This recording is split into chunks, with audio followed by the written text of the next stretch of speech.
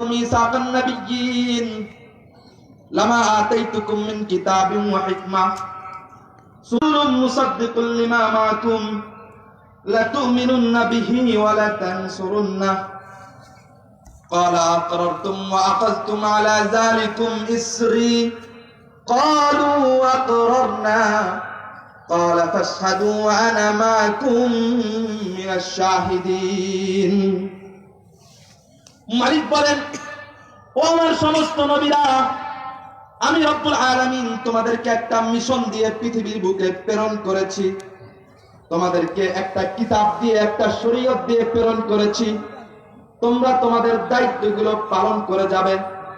সুম্মা জাআকুম রাসূল, তারপর আমার একজন রাসূল আসবেন, মুসাদ্দিকুল লিমা বাইনা আইদিকুম, তোমাদের সমস্ত কিতাবকে তিনি সত্যায়ন করবেন, যিনি মুহাম্মদুর রাসূলুল্লাহ সাল্লাল্লাহু আলাইহি ওয়াসাল্লাম।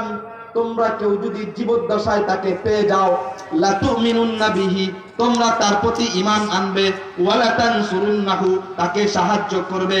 যদি পৃথিবীতে বেঁচে থাকো কোন নবী, আমার এই ওয়াদাকে তোমরা পালন করবে কিনা? সমস্ত নবীরা সেদিন রব্বুল আলামিনের সাথে সাক্ষ্য দিয়েছিল।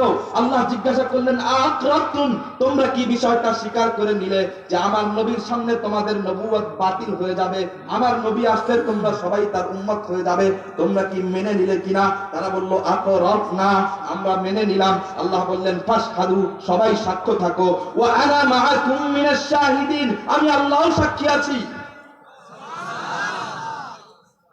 বুঝলেন অবস্থা? সমস্ত নবীর কাছ থেকে রব্বুল আলামিন কমিটমেন্ট নিলেন যে তিনি বিশ্ব নবী, পৃথিবীর সমস্ত মানুষের জন্য নয়, শুধু জগতের মধ্যে রব্বুল আলামিনের যত সৃষ্টি আছে, যত গ্রহ আর নক্ষত্র আর তারাগুলো আছে, আসমান আর জমিনের মধ্যে যা কিছু আছে, সমস্ত কিছুর জন্য তিনি নবী। এজন্য রাসূল হচ্ছেন বিশ্ব নবী। প্রথম কথা কি বলেছিলাম ভাই? শ্রেষ্ঠ নবী। দ্বিতীয় কথা বিশ্ব নবী। হুজুরের এই দুইটা সিফাত, এই দুইটাকে কেউ যদি অস্বীকার করে, সে মুমিন থাকতে পারে না। তৃতীয় সিফাত, মুসলমান মনোযোগ, মনোযোগ, ঈমানের গুরুত্বপূর্ণ মাসআলা, যে মাসআলার মধ্যে কাফেররা এখন আক্রমণ করে মুসলমানের ঈমান নষ্ট করে দেওয়ার চূড়ান্ত পায় তারা করছে। তৃতীয় সিফাত,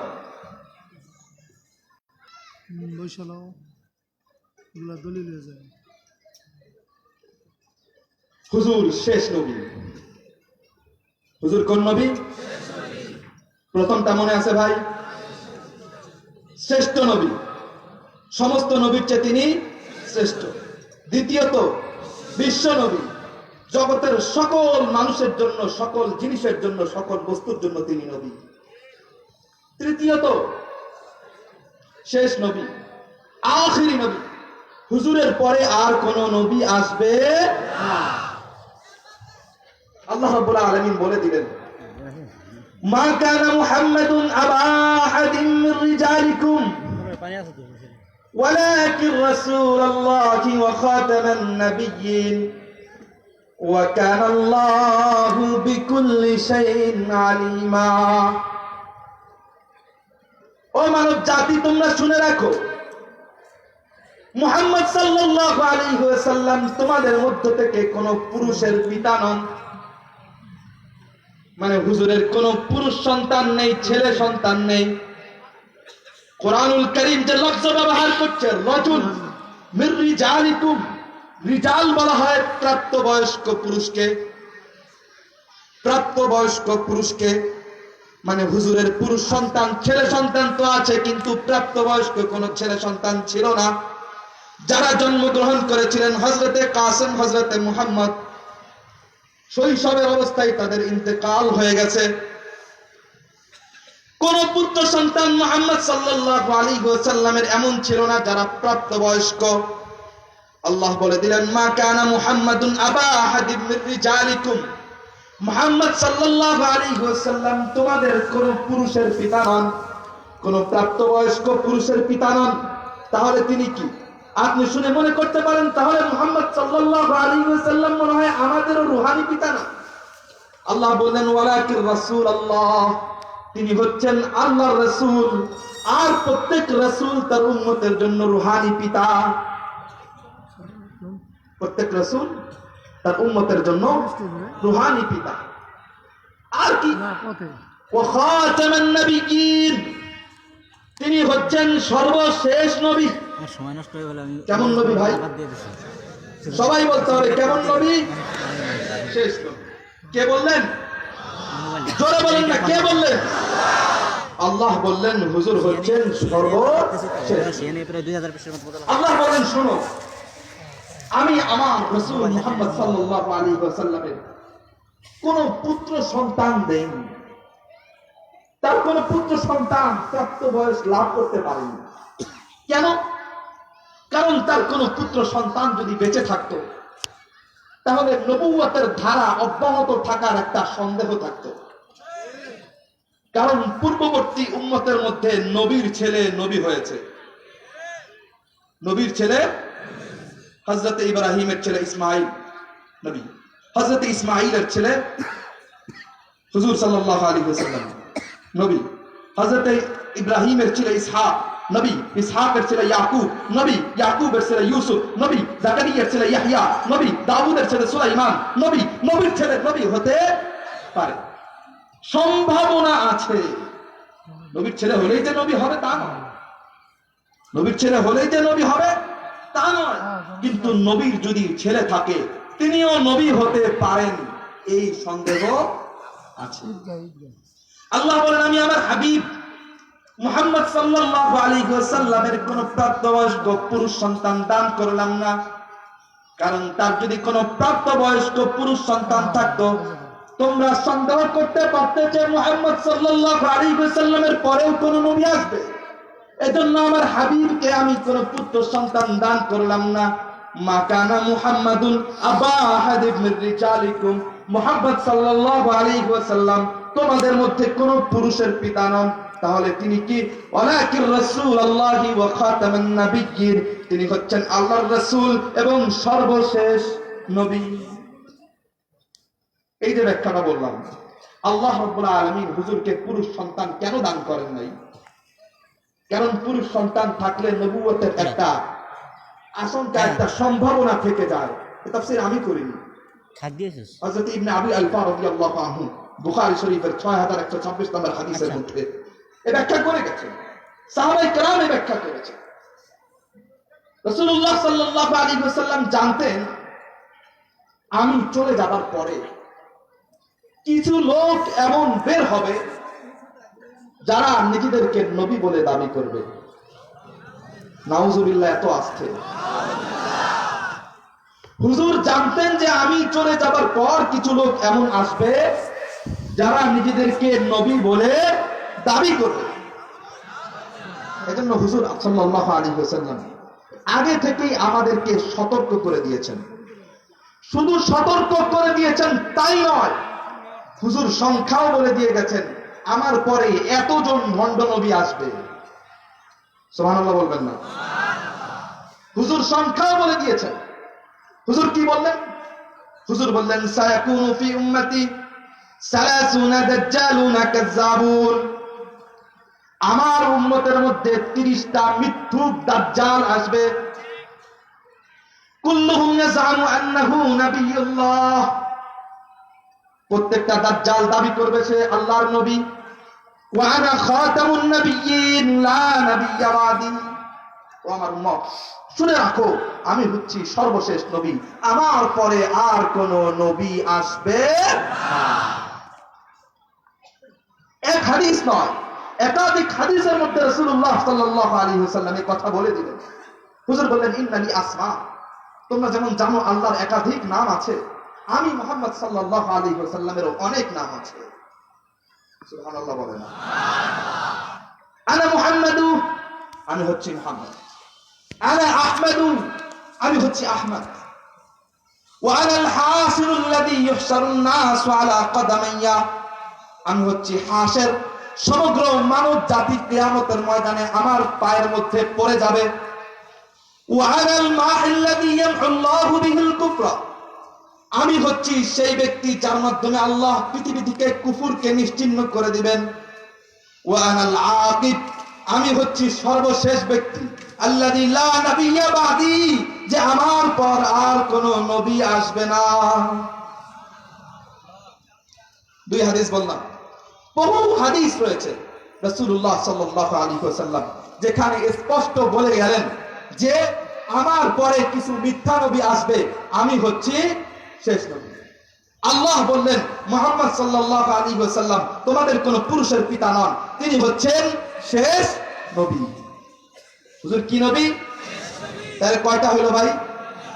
মনে আছে ভাই? কয়টা হলো? মুখস্থ করে যাই, কয়টা হলো ভাই? এক নাম্বার শ্রেষ্ঠ নবী।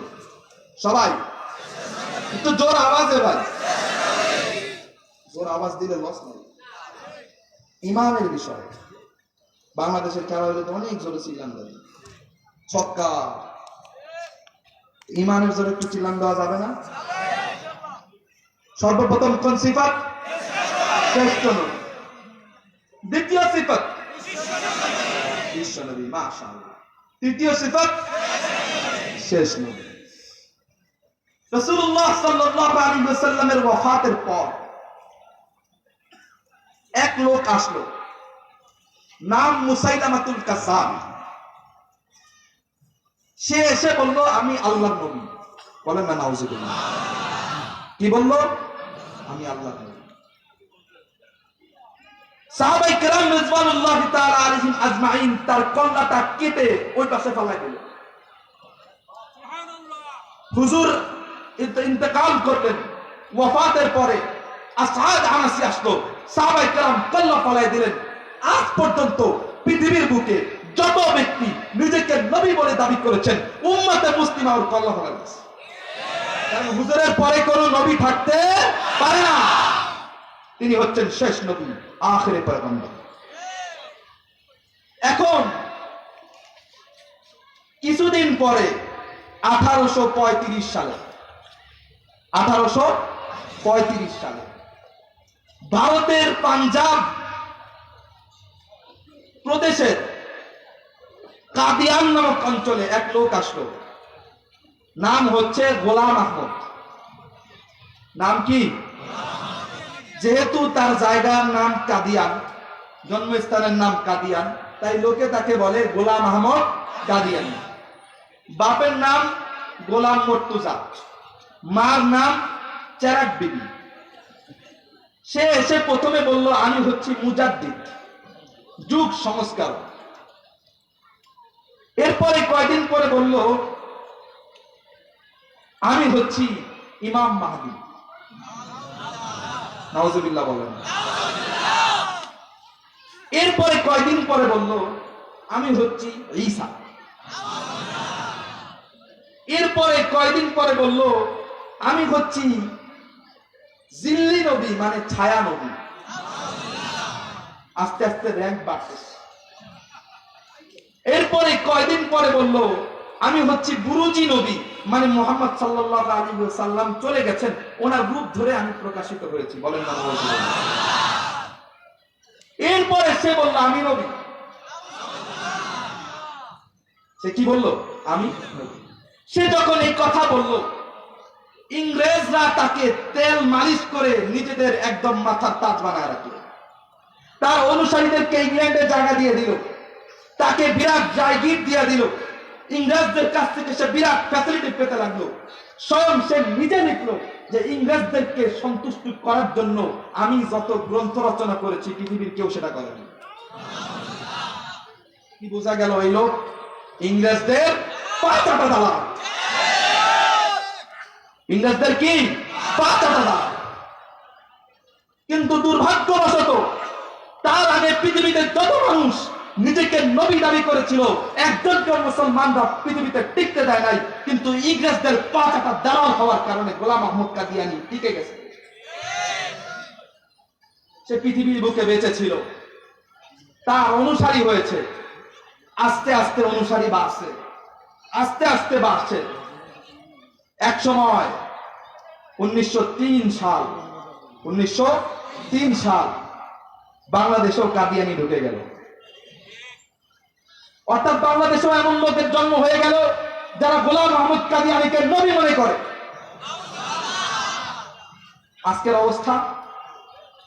আজকের অবস্থা শুনেন। কাদিয়ানীদের নিজস্ব স্বীকৃতি মতে বাংলাদেশে তাদের 203টা ছোট বড় অফিস আছে এবং 246টা ছোট বড় সমাজ আছে, এলাকা জনগোষ্ঠী আছে 247টা। মেরে ভাই ও আজিজও, বড় দুঃখের কথা হচ্ছে এর আগে কোন ব্যক্তি কোন কুলাঙ্গার নিজেকে নবী দাবি করে পৃথিবীর বুকে টিকে থাকতে পারে নাই। আজকে 16 কোটি মুসলমানের দেশে গোলাম আহমদ কাদিয়ানী নবী মুহাম্মদ রাসূলুল্লাহ সাল্লাল্লাহু আলাইহি ওয়াসাল্লামের নবুয়ত নিয়ে মস্কারা করে এখনো টিকে আছে। এখন আমাদের মতো মুসলমানদের কি হবে? কাদিয়ানীরা দাওয়াত দেয়। আপনি যদি জিজ্ঞাসা করেন তোমরা মুহাম্মদ সাল্লাল্লাহু আলাইহি ওয়াসাল্লামকে শেষ নবী মানো না? বলে আমরা মানি। আমরা বলি যে মুহাম্মদ সাল্লাল্লাহু আলাইহি ওয়াসাল্লাম হচ্ছে খাতামুল আম্বিয়া, শেষ নবী। এই কথা মুখ দিয়ে বের করে না, চতুর বাপ্পা বলে মুহাম্মদ সাল্লাল্লাহু আলাইহি ওয়াসাল্লাম খাতামুল আম্বিয়া। কে? হ্যাঁ, কোথায় তুই? খাতামুল আম্বিয়া মুখে এই কথা তারা বলে, কিন্তু খাতামুল আম্বিয়ার ব্যাখ্যা তারা অন্যটা করে, যে ব্যাখ্যা আজ পর্যন্ত পৃথিবীতে কেউ করে না। কথা আছে খাতামুল আম্বিয়া সমস্ত উম্মতের মুত্তাফাক আলাইহি মত। আর বয়ান শেষ খাতামুল আম্বিয়া মানে শেষ নবী। আর গোলাম আহমদ কাদিয়ানীর দালালরা বলতে চায় খাতামুল আম্বিয়া মানে হচ্ছে ছোট মোহরওয়ালা নবী, মানে হুজুরের পিঠের মধ্যে মোহরে নবুয়ত ছিল, এজন্য হুজুরকে খাতামুল আম্বিয়া বলেন না, নাউজুবিল্লাহ। তারা মুখে বলে খাতামুল আম্বিয়া, বিশ্বাস করে গোলাম আহমদ কাদিয়ানী তাদের নবী। এই লোকেরা যদি পৃথিবীর বুকে বাংলাদেশের বুকে নিজেদেরকে মুসলমান বলে পরিচয় দিতে চায়, নিজেদেরকে মুসলমান দাবি করে, তাহলে মুসলমানদের গায়রতে লাগার কথা কি কথা না? বুঝেন না এই ব্যাপারটা? নবী হচ্ছেন উম্মতের রুহানি বাবা, উম্মতের রুহানি বাবা। আপনার বাবার পরিচয় নিয়ে কেউ যদি ছিনিমিনি খেলে, কেউ যদি বলে তোমার বাবা আব্দুল খালেক সাহেব যে ছিলেন উনি তো চলে গেছেন, ওনার পরে আমি হচ্ছি তোমার বাবা, ওরে আপনি রাখবেন? মাইক শুরু করবেন না, মাইক শুরু করবেন না। আপনার পিতৃত্বের মধ্যে যদি কেউ কলঙ্ক দেয়, আপনার জন্ম নিয়ে যদি কেউ প্রশ্ন তুলে যে তোমার পিতা হচ্ছি আমি, ওই যে যাকে দেখে যে মরে গেছে সে না, আমি হচ্ছি তোমার পিতা, এই কথা যদি কেউ বলে, ওরে আপনি জুতা দিয়া পিটাবেন। কিন্তু গোলাম আহমদ কাদিয়ানী গোটা মুসলিম উম্মার সাথে গাদ্দারি করে, গোটা মুসলিম উম্মার পিতৃ পরিচয়ের মধ্যে আঘাত করে, নিজেকে দাবি করে নিজে নেই উম্মতের নবী। আপনি মুসলমান কিভাবে ঘরের মধ্যে বসে থাকেন? নিজের বাবার পরিচয় আঘাত লাগলে, নিজের বাবার পরিচয় আঘাত লাগলে আমরা সহ্য করতে পারি না, নবীর পরিচয় আঘাত লাগলে খুবই সহ্য করে নিই। মেরে ভাই আজিজ, মুহাম্মদুর রাসূলুল্লাহ সাল্লাল্লাহু আলাইহি ওয়াসাল্লাম ওনার 3টা সিফাত ছিল, মনে আছে ভাই? মনে আছে সবার? 1 নাম্বার সবাই বলেন, 2 নাম্বার বিশ্ব নবী, 3 নাম্বার শেষ নবী। হুজুর শেষ নবী, এই হচ্ছে হুজুরের 3টা সিফাত। এই 3টা সিফাত যদি কোন মুসলমান বিশ্বাস না করে তাহলে সে মুসলমান থাকতে পারে না। কাদিয়ানী বিশ্বাস করে হুজুর শেষ নবী নয়, বরং হুজুরের পরে গোলাম আহমদ কাদিয়ানী নবী হিসাবে এসেছে, তো কাদিয়ানী কখনো মুসলমান হতে পারে? কাদিয়ানী মুসলমান না, কাফের। কাদিয়ানী কি? এজন্য স্লোগান হওয়া চাই, কাদিয়ানী কাদিয়ানী কাদিয়ানী। গোটা মুসলমানদের স্লোগান হওয়া উচিত, কাফের কাফের কাদিয়ানী কাফের। আজকের এই চর্মগুড়ি ঈদগাহ ময়দান থেকে মুসলমান স্লোগান দেবে, কাদিয়ানী কি? দোকানে দোকানে স্টিকার লাগিয়ে দেওয়া হবে, কাদিয়ানী কাফের। মাহফিলে মাহফিলে ঘোষণা করা হবে, কাদিয়ানী কাফের। বাজারে বাজারে পোস্টার টানিয়ে দেওয়া হবে কাদিয়ানি কাফের। ঘাটে ঘাটে স্টেশনে স্টেশনে টানিয়ে দেওয়া হবে কাদিয়ানি কাফের, যাতে কাদিয়ানিদের ধোঁকায় পড়ে কোন মুসলমান মান হারানো হয়। এজন্য আমরা সরকার মহোদয়ের কাছে অনুরোধ করব, গোটা পৃথিবীতে যত মুসলমান দেশ আছে সমস্ত মুসলমান দেশের একটা সম্মিলিত সংস্থা আছে ওআইসি। ওআইসিতে সিদ্ধান্ত হয়েছে কাদিয়ানীদেরকে রাষ্ট্রীয়ভাবে সমস্ত মুসলমানরা অমুসলিম ঘোষণা করবে। সেই ঘোষণা অনুযায়ী পৃথিবীর বহু রাষ্ট্রে কাদিয়ানীদেরকে সরাসরি অমুসলিম ঘোষণা করা হয়েছে। পাকিস্তানে হয়েছে, কাতারে হয়েছে, কুয়েতে হয়েছে, ইয়ামানে হয়েছে, সৌদি আরবে হয়েছে, পৃথিবীর বহু রাষ্ট্রে কাদিয়ানীদেরকে কাফের ঘোষণা করা হয়েছে। আমরা কাদিয়ানীদেরকে মেরে ভাগাই দিতে চাই না, কাদিয়ানীদেরকে পিটাইতে চাই না। আমরা শান্তিপ্রিয় মুসলমান, ঠিক কিনা? আমরা চাই কাদিয়ানীরা কাদিয়ানীদের মতো থাকুক।